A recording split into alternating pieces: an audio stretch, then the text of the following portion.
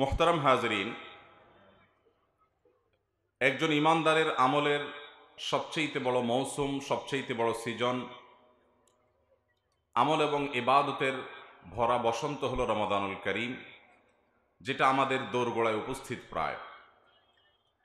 আল্লাহ রাব্বুল আলামিন আমাদের প্রত্যেককে রমাদানুল করিমের সকল আমলগুলোকে গুরুত্বের সাথে, ইখলাসের সাথে, নিষ্ঠার সাথে সুন্দর এবং শুদ্ধভাবে পরিপূর্ণভাবে সম্পাদন করার তৌফিক দান করুন।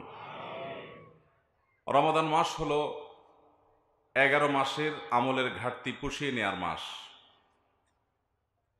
বছর জুড়ে আমাদের যে সমস্ত ত্রুটি বিচ্যুতি হয়, সে সবগুলোকে আল্লাহ রাব্বুল আলামিনের কাছে ইস্তেগফার করে, তওবা করে ক্ষমা করিয়ে নেওয়ার মাস। এই মোক্ষম সুযোগ আমাদের দোরগোড়ায় উপস্থিত হয়েছে। কোরআন এবং হাদিসের আলোকে এই মাস উপলক্ষে এই মাসের বিশেষ কিছু আমল আছে, বিশেষ কিছু করণীয় বর্জনীয় বিষয় আছে, যেগুলো সম্পূর্ণ স্পেশাল, সম্পূর্ণ বিশেষ রমাদান মাসের জন্য। আজ আমরা সেরকম কিছু আমলের কথা, সেরকম কিছু করণীয়, সেরকম কিছু বর্জনীয় বিষয়ের কথা জানবো। ওমা তৌফিক ইল্লা বিল্লাহ। রমাদান উপলক্ষে কোরআন এবং হাদিস ঘেটে আমরা 24টি আমল বের করেছি, 24টি করণীয় কর্মসূচি আমরা বের করেছি, যেগুলো এই মাসকে কেন্দ্র করে একজন ইমানদার, একজন মুসলমানের করা উচিত।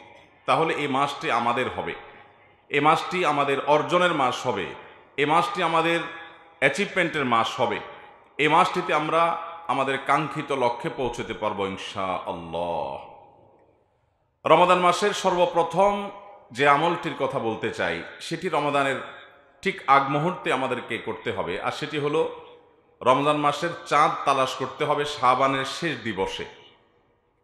শাবানের শেষ দিবসের সূর্য অস্ত যাওয়ার সময় আমরা পশ্চিম আকাশে রমাদান মাসের চাঁদ তালাশ করব। নবী করিম সাল্লাল্লাহু আলাইহি সাল্লাম বলেছেন, সুমু লিরুইয়াতিহি ওয়া আফতিরু লিরুইয়াতিহি, তোমরা চাঁদ দেখে সিয়াম পালন করো এবং চাঁদ দেখে তোমরা ঈদ উদযাপন করো। অতএব রমাদান মাসের ইবাদত এবং আমল করার প্রয়োজনে আমাদেরকে রমাদানের চাঁদ তালাশ করতে হবে শাবানের শেষের দিনে। এই আমলটি আমাদের সমাজ থেকে অনেকটা বিলুপ্তির দিকে বলা যেতে পারে। আমরা জাতীয় চাঁদ দেখা কমিটির উপর দায়িত্ব দিয়ে আমরা নিজেদের চাঁদ দেখার কোনো প্রয়োজনীয়তা অনুভব করছি না, অথচ চাঁদ দেখা এটা ফরজে কেফায়া। সমাজের কিছু মানুষও যদি না দেখে তাহলে সবাই গুনাহগার হবে, আর যদি চাঁদ দেখে কেউ, তাহলে সেক্ষেত্রে চাঁদ দেখতে পাওয়ার একটা দোয়া আছে, নবী করিম সাল্লাল্লাহু আলাইহি সাল্লাম শিক্ষা দিয়েছেন। আর সে দোয়াটা হলো, আল্লাহুম্মা আহিল্লাহু আলাইনা বিল ইয়ুমনি ওয়াল ঈমান ওয়াস সালামাতি ওয়াল ইসলাম, অর্থাৎ হে আল্লাহ, এই চাঁদ, এই মাসটিকে আপনি আমাদের জন্য বরকতের, ঈমানের মাস হিসাবে কবুল করুন। অর্থাৎ এই মাসে আমরা যেন ঈমানের সাথে, বরকতের সাথে কাটাতে পারি এবং শান্তি এবং সকল প্রকার বিপদ আপদ থেকে মুক্তি এবং নাজাতের মাস, নিরাপত্তার মাস হিসেবে যেন আমরা কাটাতে পারি, সেই দোয়া আল্লাহ তাআলার কাছে করা শিক্ষা নবী সাল্লাল্লাহু আলাইহি ওয়াসাল্লাম দিয়েছেন। তাহলে রমাদান উপলক্ষে আমরা রমাদান মাসের চাঁদ দেখার চেষ্টা করব শাবানের শেষ দিবসে। সেটা আমরা প্রত্যেকটা মানুষ যদি চেষ্টা করি যার যার জায়গা থেকে, চাঁদ যদি দেখতে নাও পাই, চেষ্টা করার কারণে ইনশাআল্লাহ একটা সুন্নাহ জিন্দা করা, একটা আমলের প্রচেষ্টা করার কারণে আমাদের আমল নামাতে নেকি লেখা হবে। অতএব শাবানের শেষ দিবসে আমরা রমাদান মাসের চাঁদ তালাশ করব তো ইনশাআল্লাহ। আমরা সবাই আজকাল চাঁদ তালাশ করি, কিন্তু সেটা ফেসবুকে, সোশ্যাল মিডিয়াতে, অথচ চাঁদ তালাশ করা উচিত আকাশে। আমরা যদি সবাই অলস বসে থাকি, তাহলে সেক্ষেত্রে চাঁদ দেখা কমিটি তারা কোত্থেকে ঘোষণা করবে? অতএব আমাদের প্রত্যেককে যার যার জায়গা থেকে চাঁদ দেখার চেষ্টাটা করতে হবে। আমরা অতিরিক্ত এ জাতীয় প্রতিষ্ঠান নির্ভর হয়ে যাচ্ছি, যা আমাদের জন্য কোনো ভালো কিছু বয়ে আনবে না। এজন্য প্রতিটা মানুষকে, প্রতিটা এলাকাতে, বিশেষ করে উন্মুক্ত মাঠে কিছু মানুষ অন্তত, প্রতিটা মানুষ না পারলেও কিছু মানুষ অন্তত পশ্চিম আকাশে চাঁদ দেখার চেষ্টা করতে হবে। এটা রমাদানের প্রয়োজনে, রমাদানের আমল করবার প্রয়োজনে। তাহলে প্রথম আমরা আমল পেয়ে গেলাম, রমাদান উপলক্ষে রমাদানের চাঁদ তালাশ করতে হবে। নাম্বার 2, রমাদান মাসের সবচেয়ে বড় আমল, সবচেয়ে গুরুত্বপূর্ণ আমল হলো দিনের বেলা রোজা রাখা সকল প্রাপ্তবয়স্ক সুস্থ বিবেক সম্পন্ন নারী এবং পুরুষের জন্য আল্লাহ রাব্বুল আলামিন সকল ঈমানদার প্রাপ্তবয়স্ক নারী পুরুষের জন্য রমাদানে দিনের বেলা সিয়াম রাখাটাকে ফরজ করেছেন। আল্লাহ বলেছেন, কুতিবা আলাইকুমুস সিয়াম কামা কুতিবা আলাল্লাযীনা মিন ক্বাবলিকুম লাআল্লাকুম তাত্তাকুন। তোমাদের পূর্ববর্তী জাতিদের প্রতি যেমন সিয়াম ফরজ করা হয়েছিল, ঠিক একইভাবে তোমাদের উপরে সিয়াম অর্থাৎ রোজা রাখাটাকে ফরজ করা হয়েছে যেন তোমরা তাকওয়া অবলম্বন করতে পারো। তাহলে রমাদান মাসের সবচেয়ে বড় আমলই হলো এটি যে রোজা রাখা। আল্লাহ রাব্বুল আলামিন যাদেরকে সুস্থ সবল রেখেছেন, ঈমান যাদের মধ্যে আছে, সে মানুষগুলো প্রাপ্তবয়স্ক হলে অবশ্যই তাদেরকে রোজা রাখতে হবে। এটা ফরজে আইন এবং ইসলামের অন্যতম একটা স্তম্ভ, মেইন 5টা কাজের একটা কাজ। অতএব এটি হবে রমজানের সবচেয়ে গুরুত্বপূর্ণ কাজ, সিয়াম সাধনা করা। নাম্বার 3, রমাদান উপলক্ষে রাতের বেলায় তারাবির সালাত আদায় করা, কিয়াম করা, রাতে সালাত আদায় করা দাঁড়িয়ে। নবী করিম সাল্লাল্লাহু আলাইহি সাল্লাম বলেছেন, মান কামা রমাদানা ঈমানান ওয়া ইহতিসাবা গুফিরা লাহু মা তাকাদ্দামা মিন যামবি। যে ব্যক্তি রমজান মাসে দাঁড়িয়ে ঈমানের সাথে, ইখলাসের সাথে আল্লাহর কাছ থেকে সওয়াব পাওয়ার আশায় তারাবির নামাজ পড়বে, গুফিরা লাহু মা তাকাদ্দামা মিন যামবি, আল্লাহ রাব্বুল আলামিন তার পূর্বের সমস্ত গুনাহগুলো মাফ করে দিবেন। এই জন্য রমাদান মাসে একজন ঈমানদার তারাবির নামাজ পড়বেন। তবে তারাবির নামাজ পড়াটা এটা আমাদের জন্য রোজা রাখার মতো এরকম ফরজ করা হয় নাই, এটা সুন্নাহ। নবী করিম সাল্লাল্লাহু আলাইহি সাল্লাম করেছেন, সাহাবা ইকরাম জামাতের সাথে গুরুত্বের সাথে এই তারাবির নামাজ আদায় করেছেন। অতএব তারাবির নামাজ আমাদেরকে আদায় করতে হবে, এটা রমজানের একটা বড় আমল। তারাবির নামাজ আদায়ের ক্ষেত্রে আমাদের লক্ষ্য রাখতে হবে খুব বেশি মাত্রাতিরিক্ত তাড়াহুড়া যেন না হয়। তাড়াহুড়া যদি হয়, হাফেজ সাহেবের তেলাওয়াত যদি আমরা না বুঝি, কোনো কিছু অতিরিক্ত যদি হুলস্থুল করা হয়, তাহলে সেক্ষেত্রে সেই তারাবি কখনো আল্লাহর কাছে আমাদেরকে নৈকট্যপ্রাপ্ত বান্দাদের কাতারে শামিল করবে না। এটা আমাদেরকে উপযুক্ত সওয়াবের উপযুক্ত করবে না। এজন্য তারাবি হতে হবে মিডিয়াম পর্যায়ে, কমপক্ষে যত আস্তে যত ধীরে হতে পারে সেটা ততই ভালো। তাড়াহুড়ো কোনো অবস্থাতে করা যাবে না। তাহলে তৃতীয় আমল পেয়ে গেলাম, রমজান মাসে তারাবির নামাজ পড়া। যদি কোনো কারণে কেউ কোনোদিন তারাবি নামাজ পড়তে না পারেন, তাহলেও তাকে রোজা রাখতে হবে এবং তার রোজা হয়ে যাবে। তারাবি পড়তে পারি নাই, সে অজুহাতে রোজা না রাখার কোনো সুযোগ নাই, কারণ রোজা রাখাটা ফরজ আর তারাবির নামাজ পড়াটা হলো সুন্নাত। 4 নম্বর আমল হলো রমজানের রোজা রাখার জন্য সাহারি খাওয়া এবং সাহারিটা একটু দেরিতে খাওয়া। নবী করিম সাল্লাল্লাহু আলাইহি সাল্লাম বলেছেন, তাসাহহারু ফাইন্না ফিস সাহুরি বারাকাহ। তোমরা সাহারি খাও, কারণ সাহারি খাওয়ার মধ্যে বরকত আছে, সাহারির খাবারের মধ্যে কল্যাণ রাখা আছে। এটা আমাদের জন্য কল্যাণ বয়ে আনে আত্মিকভাবে, শারীরিকভাবে, নানা দিক থেকে। এই জন্য খুব বেশি খেতে ইচ্ছা না করলেও সাহারিতে কিছু একটা অন্তত খাওয়া, এটা সুন্নাহ। এবং সাহারি খেতে হয় একটু দেরিতে, একটু বিলম্বে, শেষের দিকে। নবী করিম সাল্লাল্লাহু আলাইহি সাল্লাম রাতের শেষের দিকে সাহারি খাওয়ার জন্য আমাদের উদ্বুদ্ধ করে বলেছেন, এই উম্মত অর্থাৎ মুসলমানরা ততদিন পর্যন্ত কল্যাণের অধিকারী হবে, কল্যাণের মধ্যে থাকতে পারবে যতদিন পর্যন্ত তারা ইফতার তাড়াতাড়ি করবে আর সাহারি দেরিতে করবে। সাহারি দেরিতে করার মানে কি? এর মানে হলো আজানের, ফজরের ওয়াক্ত যে হবে নামাজের, তার মিনিমাম 20-25 মিনিট আগে সাহারি খাওয়া শেষ করা। এটা হলো সুন্নাহ। নবী করিম সাল্লাল্লাহু আলাইহি সাল্লাম সাহারি খেয়ে শেষ করার পর 50টি আয়াত তেলাওয়াত করার মতো সময় রাখতেন। তার মানে এই পরিমাণ গ্যাপ দিতেন যাতে 50 আয়াত তেলাওয়াত করা যায়। আমরা অনেকে শেষ ওয়াক্তে সাহারি খাওয়া সুন্নত, এটার মানে বুঝছি যে একেবারে মুয়াজ্জিন আজান দিবে ঠিক তার কয়েক সেকেন্ড আগে খাবার শেষ করা, এটা বোধহয় সুন্নত। এটা ভুল। নবী করিম সাল্লাল্লাহু আলাইহি সাল্লাম একেবারে শেষ মুহূর্ত বলতে আজান দেয় ততক্ষণ পর্যন্ত খেতেন না, বরং তার যথেষ্ট আগে খাবার তিনি খাওয়া শেষ করতেন। যদিও ওয়াক্ত হওয়ার আগ মুহূর্ত পর্যন্ত আপনি খেতে পারেন, কিন্তু নবী সাল্লাল্লাহু আলাইহি সাল্লামের সুন্নাহ হলো যে আপনি কমপক্ষে ওয়াক্ত হওয়ার আগে 50 আয়াত তেলাওয়াত করার মতো সময় গ্যাপ রেখে তারপরে খাবেন। অনেক মুরব্বীরা আছেন এখনো রাত 12টা-1টার দিকে সাহারি খেয়ে ফেলেন। এটা সুন্নাহ নয়। সুন্নাহ হলো দেরিতে, অর্থাৎ ভোর রাতে ফজরের ওয়াক্ত হওয়ার আগে আগে সাহারি খাওয়া, এটা সুন্নাহ। 5 নম্বর আমল হলো ইফতার করা এবং সেই ইফতার তাড়াতাড়ি করা। ইফতার করা এটা নবী সাল্লাল্লাহু আলাইহি সাল্লামের সুন্নাহ, এবং তাড়াতাড়ি ইফতার করা এটাও তার সুন্নাত। আমরা অনেকে ইফতার করি একটু দেরিতে, আজান হয়ে গেছে, ওয়াক্ত হয়ে গেছে, তারপর অনেকে ইফতার করে না, যে আরো সতর্ক হই, আরো বেশি সময় বসে থাকি। এবং সময় হওয়ার পর ইফতার করলে আমরা অনেকে বলি যে সারাদিন রোজা রেখেছ, সহ্য করতে পারলা, এখনো তো তাড়াহুড়া কি আছে, আর 2-4 মিনিট 10 মিনিট সহ্য করো।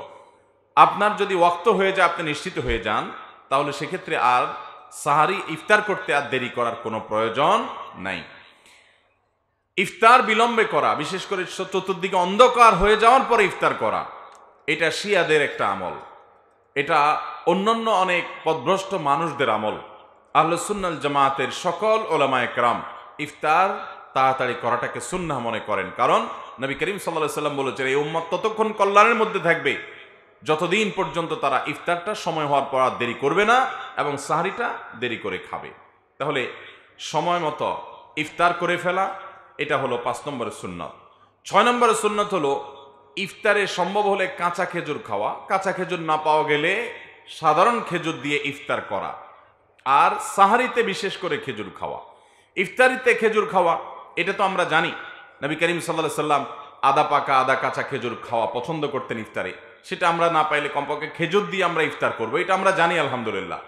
কিন্তু সাহারিতে যে খেজুর খেতে হয় এটা আমরা অনেকে জানি না। নবী করিম সাল্লাল্লাহু আলাইহি সাল্লাম বলেছেন নি'মা সাহুরুল মুমিনি আত-তামার, ইমানদারের সবচেয়ে উত্তম সাহারি হলো খেজুর। ইমানদারের সবচেয়ে উত্তম সাহারি কি? খেজুর। এই জন্য আপনি সাহারিতে ভাত তরকারি যাই খান না খান, আপনি অন্তত একটা খেজুর হলেও খাওয়ার চেষ্টা করবেন। খেজুরে প্রচুর পরিমাণ খাদ্য শক্তি আছে।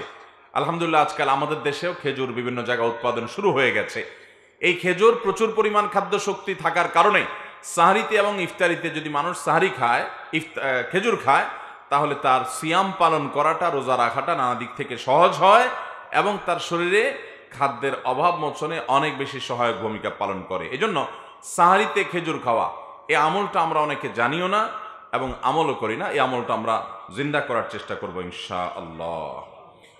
তাহলে 6 নম্বরের আমল হলো রমজান মাসের সাহারিতে ইফতারিতে খেজুর খাওয়া এবং সাহারিতে বিশেষ করে খেজুর খাওয়া, এবং সেটার জন্য নবী সাল্লাল্লাহু আলাইহি ওয়াসাল্লামের ফজিলতপূর্ণ হাদিসও আছে যে সবচেয়ে উত্তম সাহারি ইমানদারের খেজুর। 7 নম্বরের আমল হলো রমাদান উপলক্ষে দোয়া করা। রমাদান মাসের একেবারে বিশেষ কয়েকটা আমলের একটা হলো এটা, বেশি বেশি আল্লাহর কাছে দোয়া করা। কারণ নবী করিম সাল্লাল্লাহু আলাইহি ওয়াসাল্লাম বলেছেন রোজাদার ব্যক্তির দোয়া আল্লাহ তাআলা ফিরিয়ে দেন না যতক্ষণ পর্যন্ত সে ইফতার না করে। তার মানে এই পুরো দিন ব্যাপী সে যদি রোজা রাখা অবস্থায় দোয়া করে, আল্লাহ সুবহানাহু ওয়া তাআলা সেটা কবুল করেন। এজন্য রোজা অবস্থায় আপনি কাজ করছেন, ডিউটি করছেন, মা বোনরা বাসা বাড়িতে গৃহস্থলী কাজ করছেন, রান্নাবাড়া করছেন, আমরা কলকারখানাতে কাজ করছি, অথবা রাস্তাঘাটে হাঁটাচলা করছি, যে অবস্থায় আসি না কেন, আমরা রোজা অবস্থাতে আল্লাহ তাআলার কাছে দোয়া নিবেদন করব, দোয়া পেশ করব। বিশেষ করে ইফতারের আগ মুহূর্তের দোয়া, এটা আরো বেশি দোয়া কবুল হয়, কারণ কোন কোন হাদিসে ইফতারের আগ মুহূর্তে দোয়া করার কথা বলা হয়েছে। এই জন্য একজন রোজাদার গোটা রমজান মাস জুড়ে প্রতিদিন রোজা রেখে আল্লাহর কাছে তার মনের চাওয়াগুলো পেশ করবে। দোয়া করার জন্য সবসময় বসে 2 হাত তুলে আল্লাহর কাছে দোয়া করতে হবে এটা জরুরি না। আপনি হাঁটা চলা করতে করতে, বসে বসে, শুয়ে শুয়ে, এমনকি মনে মনে আল্লাহর সাথে কথা বলতে পারেন, আল্লাহর কাছে নিজের চাওয়াগুলো পেশ করতে পারেন, নিবেদনগুলো পেশ করতে পারেন। এর মাধ্যমেও আপনার দোয়া ইনশাআল্লাহ হবে এবং কবুল হবে। তাহলে 7 নম্বর আমল হলো রমজান মাসে প্রচুর পরিমাণে, বিশেষ করে দিনের বেলা রোজা রাখা অবস্থায় দোয়া করতে থাকা। 8 নম্বর আমল হলো গুনাহ পরিহার করা। এটা রমজানের অনেক বড় আমল। নবী করিম সাল্লাল্লাহু আলাইহি ওয়াসাল্লাম বলেছেন মাল্লাম ইয়াদা কাওলা যুরি ওয়াল আমাল বি ফালাইসা লিল্লাহি হাজাহ আন ইয়াদা তাআমাহু ওয়া শারাবা। যে ব্যক্তি রমজান মাসে রোজা রেখে মিথ্যা কথা ছাড়ে না, মিথ্যা কথা বলা বন্ধ করে না, এই ব্যক্তির রমজান মাসে উপবাস থাকায় আল্লাহর কোনো ঠেকা পড়ে নেই, তার উপবাস থাকাতে আল্লাহর কোনো লাভ নাই। অর্থাৎ তার রোজাটা অর্থবহ হবে, সার্থক হবে, এটা তার জন্য উপকারী হবে যদি সে রোজা রেখে মিথ্যা কথা ছাড়তে পারে এবং মিথ্যা কাজ ছাড়তে পারে, প্রতারণা ছাড়তে পারে, 2 নম্বরই ছাড়তে পারে, সততা অবলম্বন করতে পারে, তাহলেই তার রোজা সার্থক হবে। এই জন্য রমজান মাসে অন্তত বিশেষভাবে, অন্য সময় তো বটেই, রমজান মাসে স্পেশালি একজন ইমানদার, একজন রোজাদার মানুষ তিনি গুনাহের কাজ করবেন না। রোজা কিন্তু আমাদেরকে এই ট্রেনিংটা সবসময় দেয়। রোজা এটা মূলত সিয়াম শব্দ সেখান থেকে এসছে, সেখান থেকে আমরা বলি রোজা আমাদের এই অঞ্চলে। মূল শব্দটা সিয়াম বা সোম। এই সোম বা সিয়াম শব্দের অর্থ হলো বিরত থাকা। বিরত থাকা কোত্থেকে? পান এবং আহার থেকে। যে পানি অন্য সময় খাওয়া হালাল, রমাদান মাসে সিয়াম রেখে এটা খাওয়া আমাদের জন্য হারাম। তো আল্লাহ রাব্বুল আলামিন যেই মাসে হালাল খাবার পর্যন্ত খাওয়াটাকে দিনের বেলা হারাম করেছেন, সেখানে হারাম কাজ করাটা কত জঘন্য হারাম হবে। এই জন্য ইমানদার রমাদান মাসে সততার চর্চা করবে। সিয়ামের উদ্দেশ্যই হলো যাতে আমরা তাকওয়ার চর্চা করতে পারি। সিয়াম আমাদেরকে কিন্তু বার্তা দেয় যে দেখো, তুমি দিনের বেলায় তোমার হালাল টাকায় কেনা পানি, হালাল টাকায় কেনা খাবার তোমার সামনে আছে, পেটে ক্ষুধা আছে, পিপাসাও আছে, এরপরও তুমি সে খাবার সে পানি পান করছো না, কারণ আল্লাহ নিষেধ করেছেন। বাস এই একটি চেতনা তোমার জীবনের প্রত্যেকটা ক্ষেত্রে তোমার মধ্যে থাকতে হবে। এটাই হলো তাকওয়া, যে আল্লাহ তাআলা নিষেধ করেছেন সেজন্য এই পথে যাব না, আল্লাহ তাআলা হারাম করেছেন সেজন্য ওই কাজটা করব না, আমার করার প্রয়োজন আছে, করার সুযোগও আছে, তারপরও করব না, কারণ আল্লাহ নিষেধ করেছেন। রোজাদার ব্যক্তি রোজা রেখে তিনি একান্ত গোপনে একাকীও পানি খায় না, কোনো কিছু খায় না। কেন? কারণ তিনি জানেন এই রোজাটা তিনি আল্লাহর জন্য রেখেছেন, সে আল্লাহ দেখছেন। অতএব সিয়ামের এই চেতনা আমাদেরকে উদ্বুদ্ধ করে সামগ্রিক জীবনে যেন আমরা আল্লাহর ভয় অন্তরে জাগ্রত করে হারাম থেকে বেঁচে থাকি। এটাই হলো সিয়ামের মূল উদ্দেশ্য। আল্লাহ বলেছেন, কুতিবা আলাইকুমুস সিয়াম কামা কুতিবা আলাল্লাযিনা মিন ক্বাবলিকুম লাআল্লাকুম তাত্তাকুন। তোমাদের উপরে সিয়াম ফরজ করা হয়েছে, তোমাদের পূর্ববর্তীদের উপরে যেভাবে ফরজ করা হয়েছে সেভাবে। উদ্দেশ্য লাআল্লাকুম তাত্তাকুন, যাতে তোমরা সিয়াম সাধনার মাধ্যমে তাকওয়া অবলম্বন করতে পারো, গুনাহ ছাড়ার চর্চা যাতে করতে পারো, এই উদ্দেশ্যে সিয়াম দেওয়া হয়েছে। কারণ সিয়াম আমাদেরকে কিভাবে গুনাহ ছাড়ার ট্রেনিং দেয় সেটা আমি বললাম, যে পানি আছে, আমার পিপাসাও আছে, আমি পান করছি না, কারণ আল্লাহর নিষেধ আছে। অতএব এখান থেকে আমি ট্রেনিং পাচ্ছি যে আমার জীবনের সব ক্ষেত্রে কোনো হারাম কাজ করার সুযোগ আছে, একান্তে মোবাইলে হারাম জিনিস দেখার সুযোগ আছে, মনে চাচ্ছেও কিন্তু আমি করব না, কারণ আল্লাহ সেটা হারাম করেছেন। সিয়াম সে শিক্ষাটা আমাদেরকে দেয়, বিধায় সেই চর্চাটা গোটা রমজান ব্যাপী হতে হবে। রমাদানে কোনো গুনাহ করা যাবে না। অতএব 8 নম্বরের আমল হলো এটি, যে রমাদান মাসে আমরা বিশেষভাবে মিথ্যা, প্রতারণা এবং যে কোনো গুনাহ, যত রকম গুনাহ আছে, চোখের গুনাহ, কানের গুনাহ, না আমাদের মুখের গুনাহ, যত রকমের গুনাহ আছে, সমস্ত হারাম কাজগুলো আমরা বর্জন করে চলব। 9 নম্বর, বিশেষভাবে একটা গুনাহ আমাদেরকে পরিহার করতে হবে, তা হলো মিথ্যা। যেটা একটু আগে বললাম, নবী করিম সাল্লাল্লাহু আলাইহি সাল্লাম বলেছেন যে মাল্লাম ইয়াদা কাওলা যুরি ওয়াল আমাল বিহি, যে ব্যক্তি মিথ্যা কথা আর মিথ্যা কাজ ছাড়লো না, ফালাইসা লিল্লাহি হাজাতান আন ইয়াদা তাআমাহু ওয়া শারাবা, তাহলে সে রোজা রেখে খাইলো না, পান করলো না, এটাতে আল্লাহর কোনো প্রয়োজন বা ঠেকা পড়ে নাই। অতএব একটা বিশেষ গুনাহ রমজান মাসে কোনো অবস্থাতেই করা যাবে না, সেটা হলো মিথ্যা। মিথ্যা ছাড়া ট্রেনিং রমজানে আমাদেরকে নিতে হবে, সারা বছর যাতে আমরা সত্যবাদিতার চর্চা করতে পারি। এটা হলো রমজানের স্পেশাল আমল। 10 নম্বর আমল হলো রমাদান উপলক্ষে ঝগড়াঝাটি, এটা পরিহার করতে হবে। অন্য সময় তো বাদ দেব, রমাদান মাসে বিশেষভাবে ঝগড়াঝাটি করা যাবে না। নবী করিম সাল্লাল্লাহু আলাইহি সাল্লাম বলেছেন, কেউ যদি রমজান মাসে রোজা রাখে, কারোর সাথে তার কথা কাটাকাটি তৈরি হয়, কেউ যদি তার সাথে ঝগড়া করা শুরু করে, সে যেন ওই ব্যক্তিকে বলে দেয়, ইন্নী সায়েম, ঝগড়ার জবাব আমি দিতে পারি, তোমার ঝগড়ার জবাবে বহুত কিছু বলার আছে আমার, কিন্তু আমি রোজাদার, সেজন্য আমি তোমাকে কিছু বলতে পারলাম না। সেখান থেকে সে সবর করে সরে যাবে। রোজাদার সে কারোর সাথে ঝগড়া লিপ্ত হবে না। অতএব এটি হলো বিশেষভাবে পরিহার্য বিষয়, রমজান উপলক্ষে আমাদেরকে পরিত্যাগ করতে হবে, যে আমরা ঝগড়া করব না। 10 নম্বর আমল। 11 নম্বর আমল হলো রোজাদারকে ইফতার করানো। নবী করিম সাল্লাল্লাহু আলাইহি সাল্লাম বলেছেন, মান ফাত্তারা সায়েমান, যদি কোনো ব্যক্তি কাউকে, কোনো রোজাদারকে ইফতার করায়, কানা লাহু মিসলু আজরিহি মিন গায়রি আন ইউনকাসা মিন আজরিহি শাইআ, তাহলে রোজাদার রোজা রেখে যে পরিমাণ সওয়াব পাইছে তারটা তো তিনি পাবেনই, অতিরিক্ত হিসাবে যে আল্লাহর বান্দা কাউকে ইফতার করাইছে, আল্লাহ তাআলা তাকে সমপরিমাণ সওয়াব দান করবেন।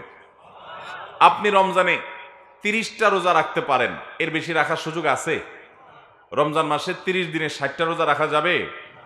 পিচি পোলাপাইন রাখে, দিনে 2টা-3টা করে রাখে। কিন্তু একজন প্রাপ্তবয়স্ক মানুষ রমজানে 30টা বেশি রোজা রাখার সুযোগ কিন্তু আমরা যদি চাই রমজানে আমি 60টা রোজার সওয়াব আমল নামায় লেখাবো, সেই সুযোগ আছে। আমি যদি চাই 60 কেন, কয়েকশো রোজার সওয়াব এর যে বিনিময়, এটা আমার আমল নামায় অ্যাকাউন্টে জমা করাবো, সেই সুযোগ আছে। আর সেটা হলো কাউকে ইফতার করানোর মাধ্যমে।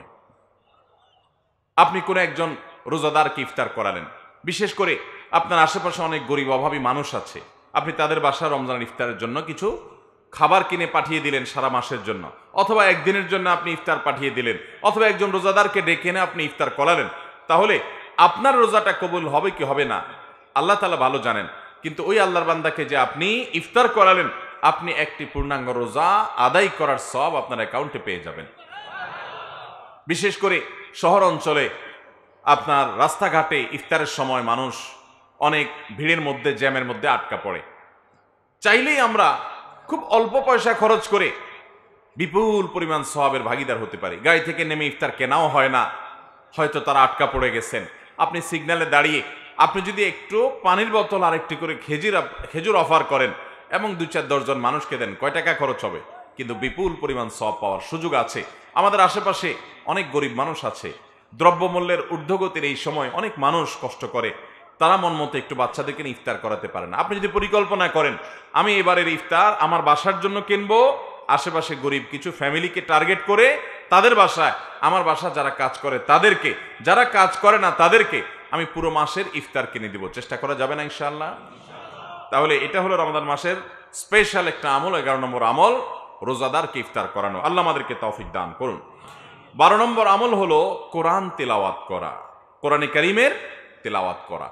নবী করিম সাল্লাল্লাহু আলাইহি সাল্লামের প্রতি আল্লাহ কোরআন নাজিল করেছেন রমজান মাসে। রমজান মাসের পরিচয় দিতে গিয়েই আল্লাহ বলেছেন শাহরু রমাদান আল্লাযী উনজিলা ফীহিল কোরআন। রমজান মাসটাই হলো এমন মাস যে মাসে কোরআন নাজিল করা হয়েছে। কোরআন অবতরণের জন্য এই মাসটাকে আল্লাহ নির্বাচন করেছেন। অতএব এই মাসটির সাথে কোরআনের সম্পর্ক সুনিবিড়। এই জন্য এই মাসে বেশি বেশি কোরআন তেলাওয়াত করা, এটা নবী করিম সাল্লাল্লাহু আলাইহি সাল্লামের যেমন আমল ছিল, সাহাবায়ে কিরামের আমল ছিল, ইসলামের ইতিহাসের সোনালী যুগের পূর্বসূরি মনীষীদের আমল ছিল। বেশি বেশি করে আমরা রমজান মাসে কোরআন তেলাওয়াত করব ইনশাআল্লাহ। রমজান মাসে আপনি কোরআন শুরু থেকে শেষ পর্যন্ত একবার পড়ে শেষ করেন, ভালো। কোনো কারণে পড়তে শেষ করতে পারেন নাই পড়ে, আপনি প্রতিদিন একটু একটু করে অন্তত পড়েন। সারা বছর পারেন না, অন্তত রমজান মাসে পড়েন। শুধু তারাবিতে শুনেন, সেটার উপর ভরসা করে বসে না থেকে একটু একটু করে কোরআন তেলাওয়াত শুরু করেন। চেষ্টা করব না ইনশাআল্লাহ? আপনি প্রতিদিন 1 পৃষ্ঠা করে 2 পৃষ্ঠা করে অন্তত সুন্দর করে শুদ্ধ করে পড়ার চেষ্টা করেন, শেখার চেষ্টা করেন এবং বুঝে বুঝে অর্থ সহকারে জানার চেষ্টা করেন। কোরআনের দর্স এবং তাফসীর মসজিদগুলোতে চালু করেন এবং সেগুলোতে আপনি বসেন, আল্লাহ কি বলেছেন জানার চেষ্টা করেন। কোরআন নাজিলের মাসে কোরআনের সান্নিধ্যে আমাদেরকে আসতে হবে, এটা বিশেষ আমল রমজান মাসের। 12 নম্বর আমল। 13 নম্বর আমল হলো কোরআনে কারীম শোনানো। আমরা তেলাওয়াতটা সবাই করি, কিন্তু শোনানোটা, এই আমলটা আমরা অনেকেই করি না বা জানি না। নবী করিম সাল্লাল্লাহু আলাইহি সাল্লাম রমজান মাস আসলে জিবরিলের সাথে কোরআন শোনাশুনি করতেন। ফেরেশতা জিবরিল আসতেন, তাকে তেলাওয়াত করে শোনাতেন, তিনি তেলাওয়াত করে জিবরিলকে শোনাতেন।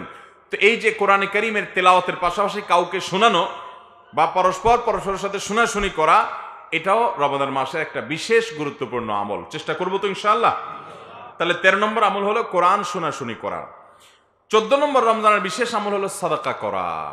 আম্মা জান আয়েশা রাদিয়াল্লাহু তাআলা আনহা প্রিয় নবী সাল্লাল্লাহু আলাইহি সাল্লাম সম্পর্কে বলেছেন, তিনি ছিলেন অত্যন্ত দানশীল মানুষ। তার দানশীলতা, তার বদান্যতা এই পরিমাণ থাকতো, তার কাছে যে সমস্ত সম্পদ মানুষ এনে জমা দিতেন, সেগুলো মানুষের মাঝে বন্টন করে তারপর তিনি বাসায় যেতেন। একটি কয়েন বা একটি আপনার স্বর্ণ কিংবা রৌপ্য মুদ্র কিংবা একটা খেজুর কিংবা একটি খাবার তার কাছে আসার পর সেটাও বিতরণ করে শেষ না করে তিনি বাসায় যেতেন না, এইভাবে মানুষকে দিতেন। বিশেষ করে নবী করিম সাল্লাল্লাহু আলাইহি ওয়াসাল্লাম তায়েব বিজয়ের পর অনেক অনেক সম্পদের অধিকারী হয়েছেন। সেই সম্পদগুলো সব মানুষের মাঝে এইভাবে বন্টন করা শুরু করেছেন, তিনি দিয়েছেন, এভাবে প্রত্যেকটা মানুষকে দিয়েছেন। এমনকি বেদুইনরা এসে নবী করিম সাল্লাল্লাহু আলাইহি ওয়াসাল্লামের চাদর টানাটানি শুরু করতে লাগলো যে মুহাম্মদ আমাদেরকেও কিছু দাও। এইভাবে তিনি দেওয়া শুরু করতেন। তিনি কৃপণ ছিলেন না, 2 হাতে দান করতেন। তার বাসায় খুব বেশি খাবারের আয়োজন থাকতো না, কিন্তু মানুষকে তিনি 2 হাতে দিতেন। আম্মা জান আয়েশা রাদিয়াল্লাহু বলেন, নবী করিম সাল্লাল্লাহু আলাইহি ওয়াসাল্লাম যে দানশীল ছিলেন, রমজান শুরু হলে তার সেই দানশীলতা হয়ে যেত মুক্ত বাতাসের মতো, মুক্ত বাতাস যেরকম সব জায়গায় চলে যায়, যে চায় তার ঘরেও প্রবেশ করে, যে চায় না তার ঘরেও প্রবেশ করে। নবী করিম সাল্লাল্লাহু আলাইহি সাল্লাম রমজান মাসে যে চায় তাকেও দিতেন, যে চায় নাও তাকে দিতেন। দুই হাতে তিনি দান করতেন। তার অঢেল সম্পদ ছিল না, কিন্তু যা ছিল তিনি অকাতরে মানুষকে সেটা দিয়ে দিতেন। তার কাছে মানুষ এসে জমা দিত, সেগুলো বন্টন করে দিতেন। এই জন্য রমজান মাসের একটা বিশেষ আমল হলো দান সাদাকা করা। এখন থেকে আমরা পরিকল্পনা করতে পারি যে আমরা রমজানে কাকে দান করব, কাকে কি দেব, আমার আত্মীয় স্বজন কে আছে না আছে, আমরা তাদেরকে অকাতরে দেওয়ার চেষ্টা করব ইনশাআল্লাহ। ভাইরা আমার, রমজান মাসে বিশেষ করে আমাদের নিকট আত্মীয় যারা আছে তারা যেন ঠিক মতো সিয়াম পালন করতে পারে, ঈদের আনন্দ করতে পারে গরিব মানুষগুলো, আমরা তাদেরকে এখন থেকে পরিকল্পনা করে দান করার চেষ্টা করব। রমজান মাসে যাকাত আমরা অনেকে দেই, যদিও যাকাত রমজান মাসেই দিতে হবে এমন কোনো কথা নেই, বরং আপনি যখন অর্থ সম্পদের মালিক হয়েছেন, এক বছর যখন সেটা আপনার কাছে ছিল তখন যাকাত ফরজ হয়েছে, আপনি তখন যাকাত দিবেন। এটা হলো যাকাতের মূল বিষয়। কেউ যদি যাকাত একটু 2-4 10 দিন 20 দিন 1 মাস দেরি করে দেয়, আদায় হয়ে যাবে। আবার কেউ যদি 10 দিন বা 2-4 মাস আগে অগ্রিম দিয়ে দেয়, হিসাবটা পরে অ্যাডজাস্ট করে, তাতেও হয়ে যাবে। এই জন্য রমজান মাসে কেউ যদি যাকাত দেয়, যে রমজান মাস আমলের মাস, সওয়াবের মাস, সেজন্য আমি দিলাম, দিতে পারেন, কিন্তু রমজানেই দিতে হবে এমন কোনো বাধ্যবাধকতা নেই। চাইলে আমরা সাধারণ দানও করতে পারি, যাকাত দিতে পারি রমজান মাসে। তাহলে 14 নম্বর আমল হলো দান সাদাকা করা। 15 নম্বর আমল হলো তাহাজ্জুদের নামাজ পড়া। তাহাজ্জুদের নামাজ রমজান মাসে, তাহাজ্জুদের নামাজ এবং ভোর রাতে দোয়া করা, এটা রমজান মাসে একটা বিরাট সুযোগ। সারা বছর আমরা ভোর রাতে তাহাজ্জুদের নামাজ পড়ার সুযোগ পাই না, ভোর রাতে এসে দোয়া করার সুযোগ পাই না। সারা দিন এবং রাত 24 ঘন্টার মধ্যে দোয়ার জন্য সবচেয়ে আদর্শ সময়, আল্লাহ রাব্বুল আলামিনকে সবচেয়ে কাছে পাবেন আপনি ভোর রাতে। আল্লাহ রাব্বুল আলামিন দুনিয়ার আসমানে এসে বান্দাকে ডেকে ডেকে ক্ষমা করেন এবং তার বিপদ দূর করেন। এই সুযোগটা আমরা লাভ করি তাহাজ্জুদের সময়, ভোর রাতে। সারা বছর আমরা পারি না, কাজ কামের চাপ থাকে, ডিউটি থাকে, ব্যবসা বাণিজ্য থাকে, রাতে দেরিতে শোয়ার বদ অভ্যাস আছে, আমরা ফজর পড়তেই কষ্ট হয়ে যায়, তাহাজ্জুদ পড়তে পারি না।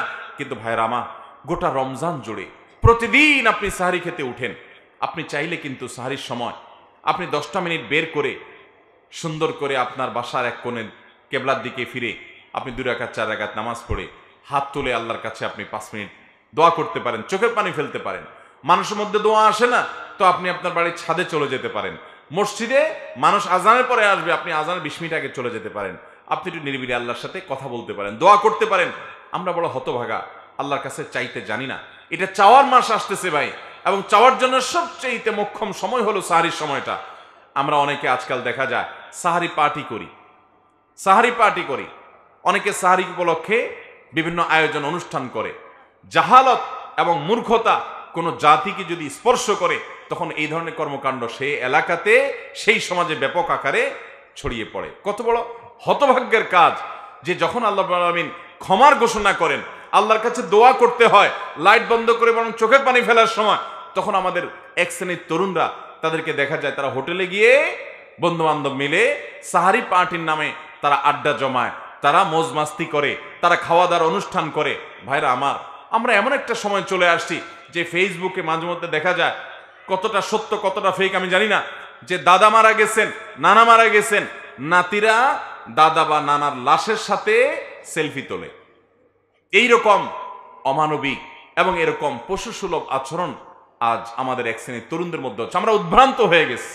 আমরা ইসলামকে থেকে দূরে সরার কারণে শয়তান আমাদেরকে এমন একটা জায়গা নিয়ে গেছে যা পশুদেরকে পর্যন্ত হার মানায়। ভাইরা আমার, এরকম উদ্ভ্রান্ত চিন্তা ভাবনার কারণে ইবাদতের সময়টাতে পর্যন্ত আমরা ফুর্তি ফার্তা করার, মौज মাস্তি করার চেষ্টা করছি। ভোর রাতের এই সময়টা আনন্দ ফুর্তি করার সময় নয়, এটা কান্নাকাটি করার সময়। এটা আনন্দ ফুর্তি আর মौज মাস্তির সময় নয়, এটা সেজদায় পড়ার সময়। এটা আলোর ঝলকানির মধ্যে গিয়ে হোটেলে বসে রং তামাশা করে খাওয়া দাওয়া করার সময় নয়, এটা আলো আধারিতে বসে বসে আল্লাহর কাছে দোয়া করার সময়। আল্লাহ আমাদেরকে বুঝার তৌফিক দান করুন। ভাইরা আমার, গোটা 30 দিন পুরো মাস জুড়ে আমরা চাইলে প্রতিদিন আল্লাহর কাছে ভোর রাতে একটা বার করে 5 মিনিট 10 মিনিট করে আমরা দোয়া করতে পারি। আল্লাহ তাআলা আমাদেরকে তৌফিক দান করুন। তাহলে রমজান মাসে এই সুযোগটা আমাদের জীবনে বেশি আসে, তাহাজ্জুদের নামাজ পড়া এবং সাহারির সময় একটু দোয়া করা। প্রত্যেকে যার যার মতো ফ্যামিলি মেম্বাররা আমরা আল্লাহর সাথে কথা বলবো, এটা দোয়ার সময়, দোয়া কবুলের সময়। এটা গেল 15 নম্বর আমল, তাহাজ্জুদ এবং দোয়া করা শেষ সাথে। 16 নম্বর আমল হলো মেসওয়াক করা। আমাদের সমাজ থেকে এটা বিলুপ্ত প্রায়, আমরা অনেকেই জানি না। মেসওয়াক করা, আম্মা জান আয়েশা বলেছেন রাদিয়াল্লাহু তাআলা আনহা, নবী করিম সাল্লাল্লাহু আলাইহি সাল্লামকে রোজা অবস্থায় আমি এত বেশি মেসওয়াক করতে দেখেছি যে গুণে শেষ করতে পারবো না, এত বেশি বার, এত বেশি সংখ্যক তিনি মেসওয়াক করতেন। এই জন্য আমরা রমাদান মাসে রোজা রেখে দিনের বেলায় প্রচুর পরিমাণে মেসওয়াক করব। অনেকে মেসওয়াক করতে চায় না, মনে করে মেসওয়াক করলে রোজা হালকা হবে কিনা। না, হালকা হবে না, রোজা বরং আরো ভারী হবে। আপনি মেসওয়াক করবেন। নবী করিম সাল্লাল্লাহু আলাইহি সাল্লাম রোজা অবস্থায় প্রচুর কি করতেন? মেসওয়াক। মেসওয়াকের সাথে শুধু দাঁত পরিষ্কারের সম্পর্ক না, মেসওয়াকের সাথে আমাদের ব্রেইনের নার্ভের সম্পর্ক, মেসওয়াকের সাথে আমাদের ইমানের সম্পর্ক। নবী সাল্লাল্লাহু আলাইহি সাল্লাম তার জীবনের শেষ আমল ছিল মেসওয়াক। মেসওয়াক করতে করতে তিনি দুনিয়া থেকে গেছেন। তিনি বাসায় ঢুকলে মেসওয়াক করতে করতে ঢুকতেন। তিনি নামাজের সময় মেসওয়াক করতেন, জুমার দিনে মেসওয়াক করতেন, কোনো মজলিসে যেতে মেসওয়াক করতেন, গুরুত্বপূর্ণ কোনো কাজের আগে মেসওয়াক করতেন। এমনকি মৃত্যুর শয্যায় শায়িত তিনি আম্মা জান আয়েশা রাদিয়াল্লাহু তাআলা আনহার কোলে মাথায় রেখেছেন। তার দুনিয়া থেকে চলে যাওয়ার সময় হয়ে গেছে। আয়েশা রাদিয়াল্লাহু তাআলা আনহার ভাই আব্দুর রহমান ওই সময় নবী সাল্লাল্লাহু আলাইহি সাল্লামের কক্ষে প্রবেশ করছিলেন, তার হাতে মেসওয়াক ছিল। নবীজির তখন জবান প্রায় বন্ধ, ভালো করে কথা বলতে পারেন না অসুস্থতার কারণে। আম্মা জান আয়েশাকে ইশারা করলেন মেসওয়াকের দিকে।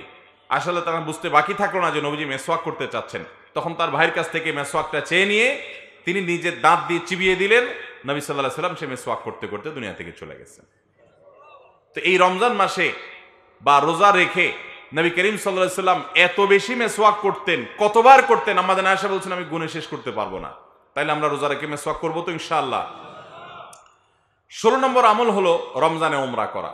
যদি আল্লাহ কাউকে তৌফিক দান করে রমজানে উমরা করা, ভাই উমরা করার ফজিলত হলো রমজান মাসে যদি কেউ উমরা করে, নবী করিম সাল্লাল্লাহু আলাইহি সাল্লাম বলেছেন যে উমরাতুন ফি রমাদান তা'দিলু হাজ্জাহ, যদি কেউ রমজানে উমরা করে তাহলে অন্য সময় হজ করার সমান সওয়াব সে পাবে। আর কোন কোন বর্ণনা আছে যে উমরাতুন ফি রমাদান তা'দিলু হাজ্জাতাম মাই, রমজানে উমরা করলে নবী সাল্লাল্লাহু আলাইহি সাল্লাম বলেছেন আমার সাথে হজ করার সমান সওয়াব হবে। অতএব যাদের তৌফিক আছে আমরা উমরা করব। এখন অবশ্য উমরা অনেক কঠিন হয়ে গেছে আমাদের জন্য, বাংলাদেশের মানুষের জন্য বিশেষ করে উমরা অনেক কঠিন হয়ে গেছে। শুধু বিমান ভাড়াই 1 লাখের মতো, লাখখানেক টাকা শুধু বিমান ভাড়াই, এবং সৌদিতেও খরচ এই পরিমাণ বাড়ছে যে আসলে এটা সাধারণ গরিব মানুষের নাগালে বাইরে। উমরা করতে এখন প্রায় রমজান মাসে 2 লাখ টাকার নিচে হয় না, এরকম কঠিন হয়ে গেছে। আল্লাহ তাআলা আমাদেরকে সহজ করার তৌফিক দান করুন। তাহলে 17 নম্বর আমল হলো রমজান মাসে উমরা করা। যদি তৌফিক থাকে করব, আর তৌফিক না থাকলে নিয়ত করব যে আল্লাহ আমাকে তৌফিক যেন দেন, দোয়া করব। 18 নম্বর আমল হলো রমজানের শেষ দশক ইবাদত বন্দেগীর জন্য মাজায় গামছা বেঁধে নিতে হবে। সবচেয়ে বেশি চেষ্টা করতে হবে শেষ দশক। কারণ নবী সাল্লাল্লাহু আলাইহি সাল্লাম ইদা দাখালাল আশর ইয়াজতাহিদু ফীহি মা লা ইয়াজতাহিদু ফী গায়রি। আয়েশা রাদিয়াল্লাহু তাআলা বর্ণনা করেছেন নবী করিম সাল্লাল্লাহু আলাইহি সাল্লাম রমজানের শেষ দশক আসলে যেই পরিমাণ ইবাদত বন্দেগী করতেন, যেই পরিমাণ মেহনত করতেন, দোয়া তেলাওয়াত, নফল নামাজ, রোনাজারি, জিকির আজকার, আল্লাহর দিকে যেই পরিমাণ রুজু হতেন, শেষ 10 দিন আসলে এটা তার জীবনে অন্য কোনো সময় করতেন না। অর্থাৎ জীবনের ইবাদতের জন্য সবচেয়ে বেশি সাধনা, সবচেয়ে বেশি চেষ্টা করতে হবে রমজানের শেষ 10 দিন। চেষ্টা করবো তো ইনশাআল্লাহ।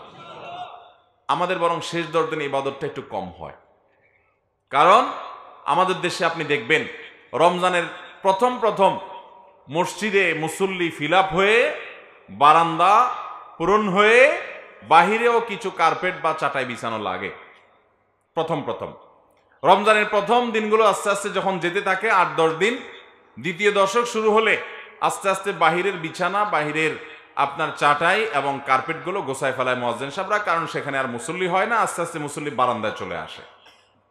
আর শেষের 10 দিন যখন শুরু হয় তখন দেখা যায় ওই অরিজিনাল যেগুলো ওয়াক্তিয়া মুসল্লি ছিল ওইগুলার বাইরে সামান্য কিছু মুসল্লি থাকে, বারান্দায় আর মুসল্লি থাকে না। ঠিক না ঠিক? আমরা ঈদের কেনাকাটায় ঝাঁপিয়ে পড়ি, গ্রামের বাড়িতে ঈদ করার জন্য চলে যাই, সেই ব্যস্ততায় আমরা ব্যস্ত হয়ে পড়ি। রমজানের সবচেয়ে স্বাদটাই হলো শেষের দিকে, সবচেয়ে স্বাদই শেষের দিকে। এই জন্য নবী করিম সাল্লাল্লাহু আলাইহি সাল্লাম রমজানের শেষ 10 দিন ইবাদতের জন্য সবচেয়ে বেশি মেহনত করতেন। আল্লাহ সুবহানাহু ওয়া তাআলা আমাকে আপনাকে তৌফিক দান করুন। চেষ্টা করব তো ইনশাআল্লাহ রমজানের শেষ 10 দিন আমরা বিশেষ ইবাদতের জন্য চেষ্টা করব। এটা ছিল নবী সাল্লাল্লাহু আলাইহি সাল্লাম বিশেষ আমল। তাহলে 18 নম্বর আমল হলো রমজানের শেষ 10 দিন ইবাদতের জন্য স্পেশাল মেহনত করতে হবে। 19 নম্বর আমল হলো রমজানের শেষ 10 দিন ইতিকাফ করতে হবে। কি করতে হবে ভাই? ইতিকাফ করতে হবে। এই আমলটা মিসকিন, এই আমলটা আমাদের সমাজ থেকে বিলুপ্তির পথে। আমাদের দেশে মসজিদগুলোতে এতেকাফের জন্য লোক ভাড়া করে বসাইতে হয়, আছে না নাই? এতেকাফে বসার মতো লোক নাই। একটা এলাকাতে হাজার হাজার মানুষ বসবাস করে, কিন্তু আল্লাহর ঘরে 10 দিন এতেকাফ করবে এই সময়টা মানুষের নাই। টাকা দিয়ে এতেকাফে লোক বসানো হারাম। যে টাকা দিয়ে বসে সেও গুনাহগার, আর যারা টাকা দিয়ে বসায় তারাও গুনাহগার। ইবাদতে কোনো টাকা পয়সা চলে ভাইরা আমার। এতেকাফের জন্য আমাদের দেশে মসজিদগুলোর লোক পাওয়া যায় না। আহা, অথচ এতেকাফ এমন একটা আমল, এই আমলটা প্রিয় নবী সাল্লাল্লাহু আলাইহি ওয়াসাল্লামের জীবনে 1 বছরও ছাড়েন নাই। রমজানের রোজা ফরজ হয়েছে 3য় হিজরিতে, তখন থেকে নিয়ে তার ওয়াফাত পর্যন্ত প্রতি বছর রমজানের শেষ 10 দিন তিনি এতেকাফ করছেন। 1 বছর তিনি এতেকাফে বসছেন, কিন্তু আবার বের হয়ে যেতে হয়েছে, এতেকাফ ভেঙে ফেলতে হয়েছে বিশেষ কারণে। পরবর্তী বছর তিনি এসে 20 দিন এতেকাফ করে আগের বছরের 10 দিন পূরণ করেছেন। তারপরও এতেকাফ কখনো ছাড়েন নাই। একটিবার চিন্তা করেন তো, যে আমলটা প্রিয় নবী সাল্লাল্লাহু আলাইহি ওয়াসাল্লাম জীবনে একবারও ছাড়েন নাই, সেটা বেশিরভাগ মানুষের জীবনে একবারও করি নাই আমরা। এই পুরা মাহফিলে যত মানুষ আছি আমরা জীবনে একবার অন্তত রমজানের শেষ 10 দিন মসজিদে এতেকাফে বসছেন, এরকম যারা আছেন একটু হাত তোলেন। শেষ 10 দিন এতেকাফে বসছেন, মাশাআল্লাহ। কয়জন মানুষ হবে? 10, 15, 20 জন মানুষ এত বড় মজলিসের মধ্যে। বাকি মানুষগুলো আমরা বসি নাই। ভাইরা আমার, নবী করিম সাল্লাল্লাহু আলাইহি ওয়াসাল্লাম যেটা জীবনে কখনো ছাড়েন নাই, সেটা আমি জীবনে কখনো করি নাই। নিজের শত্রুর সাথেও তো এরকম বৈপরীত্য মানুষ করে না। এতে কেমন নিয়ত করবো তো ইনশাআল্লাহ। আপনি বলবেন আপনি ব্যস্ত, আপনার সময় নাই। কি ব্যস্ত আপনি ভাই? আপনার যদি মালাকুল মউত এখন হাজির হয়ে যায়, আপনি যদি বলেন যে আমি একটু ব্যস্ত, আসি পরে আসেন, কোনো কাহিনী চলবে? ভাইরা আমার, প্রিয় নবী সাল্লাল্লাহু আলাইহি ওয়াসাল্লামের চেয়ে বেশি ব্যস্ত আপনি। উনি ছিলেন রাহমাতুল আলামিন, গোটা পৃথিবীর মানুষের নাজাতের জন্য আল্লাহর পক্ষ থেকে দায়িত্বপ্রাপ্ত হয়ে আসছেন। রাতে ঘুমাতে পারতেন না, মানুষকে হেদায়েতের জন্য পেরেশান থাকতেন, আল্লাহর কাছে রোনাজারি করতেন, তার কোনো অবসর সময় ছিল না তেমন। অথচ তিনি পর্যন্ত তার মদিনা রাষ্ট্রের প্রধান ছিলেন, রাষ্ট্র পরিচালনার কাজ ছিল, অনেক অভিযান পরিচালনা করার দায়িত্ব ছিল, অনেক ষড়যন্ত্র মোকাবেলা করতে হতো।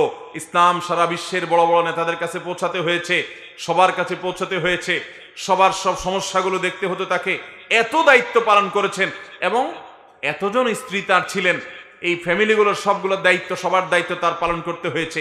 এত কিছু দায়িত্ব যার, তিনি এত ব্যস্ততা সত্ত্বেও রমজানের শেষ 10 দিন আসলে সকল দায়িত্ব প্যাকেট করে রেখে তিনি মসজিদে এতেকাফের জন্য বসে যেতেন, এবং মসজিদে বসে তিনি দাওয়াতি কাজ এবং জিহাদের কাজ, অন্যান্য কাজগুলো আঞ্জাম দিতেন, কিন্তু মসজিদে বসে যেতেন। অতএব আমাদের শেষ 10 দিন মসজিদে বসতে হবে, চেষ্টা করবো তো ইনশাআল্লাহ। মসজিদে এতেকাফে আমরা যারা কখনো বসি নাই, আমরা মনে করি এটা তো একটা বন্দি জীবন, এটা তো একটা জেল জীবনের মতো, যে আটকা পড়ে যাব, 10 দিনের জন্য আর বের হতে পারবো না, শুধু টয়লেটের জন্য বের হওয়া যাবে, এছাড়া বের হওয়া যাবে না। আমাকে বাসা থেকে খাবার কেউ এনে দিবে, আমি বসে বসে খাবো। 10 দিন এখানে বন্দি থাকলে আমার বোরিং ফিল হবে, আমি কিভাবে সময় কাটাবো? ভাইরা আমার, যারা এতেকাফে বসেন নাই তারা এতেকাফের স্বাদ সম্পর্কে বলতে পারবেন না। আপনি এতেকাফে বসলে আর কিছু না হোক, আপনি বিছানাপত্র নিয়ে যদি মসজিদে পড়ে যান আল্লাহর ঘরে, তো আপনার কাছে ফিল হবে, অনুভব হবে যে আল্লাহ তাআলার চৌকাঠে দুয়ারে গিয়ে আপনি পড়ে গেছেন, এরকম মনে হবে আপনার কাছে। অবর্ণনীয় একটা স্বাদ এবং ভালো লাগা কাজ করবে। এই জন্য ভাইরা আমার, আমরা রমজানের শেষ দশকে এতেকাফ করার চেষ্টা করবো তো ইনশাআল্লাহ। এতেকাফ করলে আমরা মনে করি কোনো কথাবার্তা বলা যায় না, চুপচাপ থাকা লাগে, বোবা হয়ে থাকতে হয় না, এরকম কোনো কথা নেই। 2-4 জন মানুষ থাকলে আপনি এতেকাফে তাদের সাথে কথা বলতে পারেন, অন্য মুসল্লিদের সাথে কথা বলতে পারেন। এমনকি আপনার দুনিয়াবি কোনো বিষয় যদি খুব বেশি জরুরি হয়, সেটা আপনি সারতে পারেন। র্যান্ডমলি আপনি সেখানে বসে দুনিয়ার কাজ করবেন না, সেখানে বসে ইবাদতবন্দি করবেন, কিন্তু কোনো জরুরি কাজ থাকলে সেটা আপনি ওখানে বসে সারতে পারেন। আর এমনিতে সাধারণ কথাবার্তা বলাতে কোনো অসুবিধা নাই। আমরা মনে করি যে না, ওখানে বোধহয় রোবটের মতো থাকতে হবে। অতএব আমরা ইতিকাফ করার নিয়ত করবো তো ইনশাআল্লাহ। তাহলে 19 নম্বর আমল হলো রমজানের শেষ 10 দিন ইতিকাফ করা। 20 নম্বর আমল হলো লাইলাতুল কদরে। রমজানের শেষ দশকের প্রতিটা রাতেই লাইলাতুল কদর হতে পারে। বেজোড় রাতগুলোতে হওয়ার সম্ভাবনা আরো বেশি, 21, 23, 25, 27, 29 রাতগুলোতে নবী সাল্লাল্লাহু আলাইহি ওয়াসাল্লাম বলেছেন যে তোমরা রমজানের শেষ দশকের বেজোড় রাতে লাইলাতুল কদর তালাশ করো।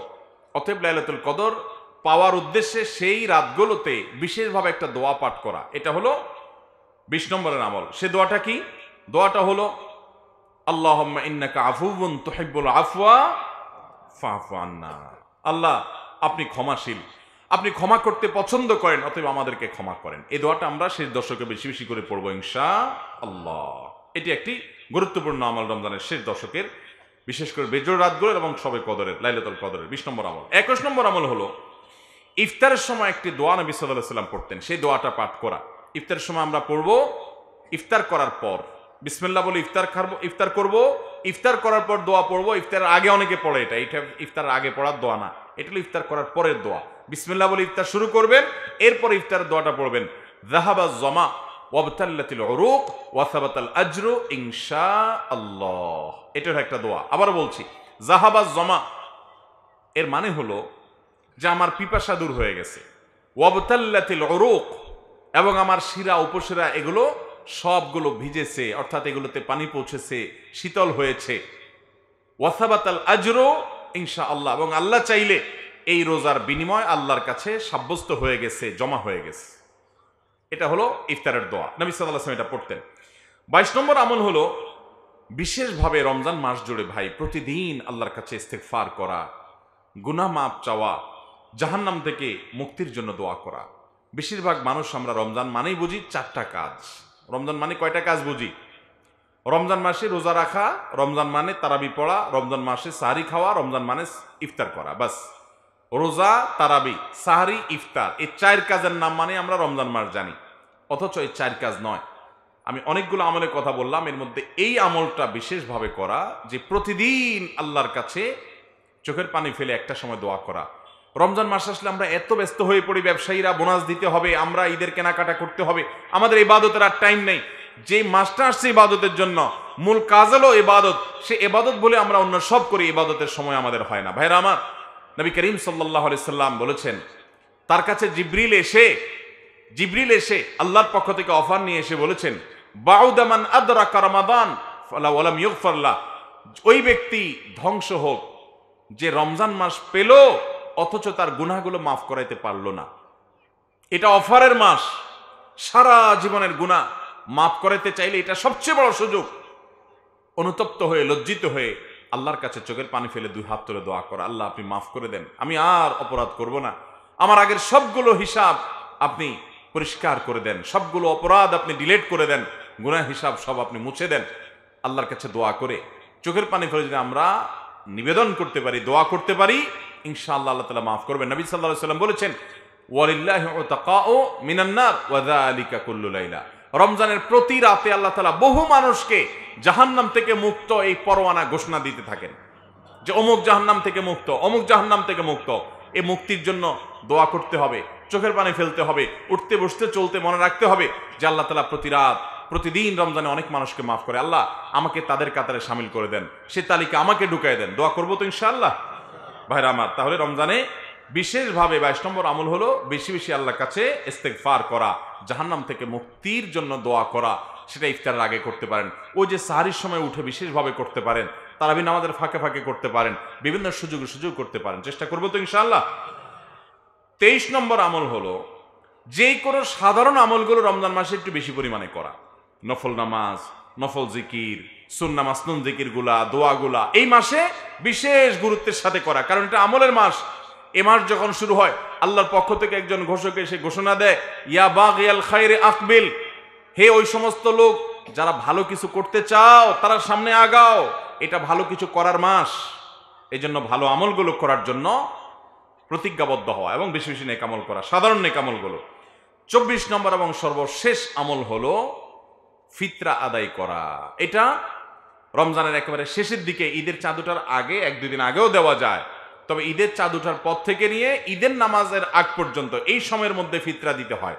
ফিতরা দেওয়া মানে হলো 2টা উদ্দেশ্য। এর একটা হলো নবী করিম সাল্লাল্লাহু আলাইহি সাল্লাম বলেছেন, যাকাতুল ফিত্রে তোহরাতুন লিস-সাইমি মিনাল লাগবি ওয়ার রাফাস ওয়া তু'মাতুন লিল মাসাকিন। ফিতরা এটা হলো রোজাদারের রোজা রাখতে গিয়ে যে কিছু বেহুদা কথা বলে ফেলেছে, কিছু ভুল ত্রুটি হয়ে গেছে, ওইগুলো থেকে রোজাকে রিফাইন করার জন্য, পরিচ্ছন্ন করার জন্য, রোজাকে ফ্রেশ করার জন্য, ত্রুটিমুক্ত করার জন্য এই ফিতরার ভূমিকা রাখে। আর দ্বিতীয় উদ্দেশ্য হলো ঈদ উপলক্ষে গরিব দুঃখীর বাসায় যেন খাদ্য থাকে, ঈদের দিন যেন সবাই হাসি মুখে থাকতে পারে, অন্তত একবেলা খাবার যেন সবার বাসায় ভালো করে থাকে, সেজন্য ফিতরের ব্যবস্থা নবী সাল্লাল্লাহু আলাইহি ওয়াসাল্লাম রেখেছেন। এই জন্য রমজানের শেষ আমল হলো ফিতরা দিয়ে রমজানকে বিদায় দিতে হয়, রমজানের শেষ আমল করতে হয়। এই 24টা আমলের সবগুলো আমল করার চেষ্টা করবো তো ইনশাআল্লাহ।